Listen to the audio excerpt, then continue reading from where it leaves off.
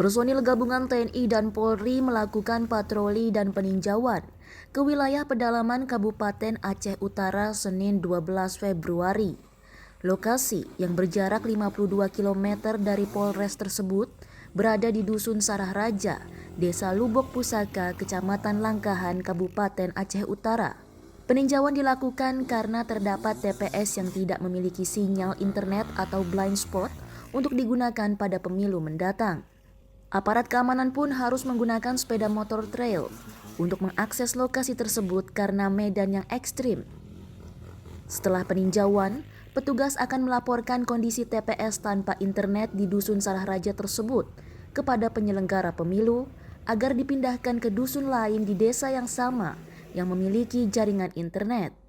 Kapolres Aceh Utara AKBP Deden Heksa Putra Sanusi menyampaikan, kegiatan patroli ini demi menciptakan keadaan yang kondusif menjelang maupun sesudah pemilu.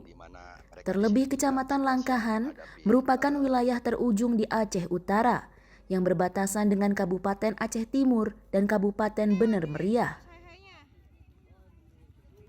Dan alhamdulillah hari ini kami telah sampai di lokasi ini dan ini merupakan titik lokasi terjauh di dusun yang terisolir. Dan alhamdulillah di sini kita sudah meninjau dan bertemu bersilaturahmi dengan masyarakat yang dimana mereka di sini juga sudah siap menghadapi pemilu. Dan insya Allah dalam waktu dekat ini dari TIK Polda akan melakukan survei dan akan memasang jaringan di lokasi ini. Terdata ada 6 TPS yang tidak memiliki jaringan internet dari 68 TPS yang ada di Kecamatan Langkahan. Namun Kapolres memastikan agar kondisi di Kabupaten Aceh Utara tetap kondusif.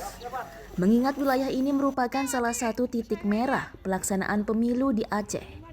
Deden juga meminta kerjasama dari masyarakat untuk menyukseskan pemilu pada 14 Februari mendatang. Dari Kabupaten Aceh Utara, Provinsi Aceh, Trifani, Kantor Berita Antara, mewartakan.